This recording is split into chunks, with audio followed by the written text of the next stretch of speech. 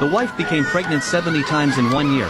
But each time her husband forced her to end the pregnancy in a cruel way. Every time he did this, he held a funeral as a celebration. Not until the 71st time did he allow his wife to give birth. But the child was a monster. The people were very afraid, but the husband was very happy. Later, the man was forced to wear a gourd mask and was kept like a dog. Even though he had only 3 legs, he ran very fast. When he was thirsty, he swallowed a dragonfly. When he was hungry, he fought dogs for leftovers. The father wanted to pass down his dance skills, so he taught his 2 younger sons. No matter how much he taught, they could not learn, but the man learned after only 1 look. He even created more beautiful dance moves. From then on, he loved dancing. He practiced day and night. One day, while he danced, he grew human legs again.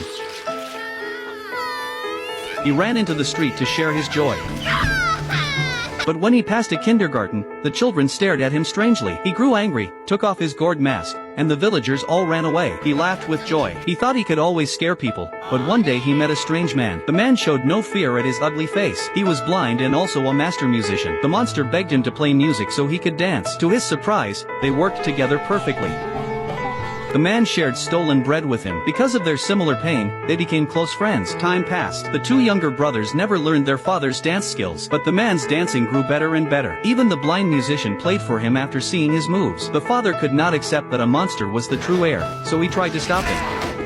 5 years later, the man and his friend reached adulthood. He still did not know why he had become a monster, but after every dance, his body became more human again. He could also see dead souls. Each one had a sad story, and he used them as inspiration for his dance. To spread the stories and to restore his human form, the 2 built a stage that night. The man put on new clothes and told stories through his dance.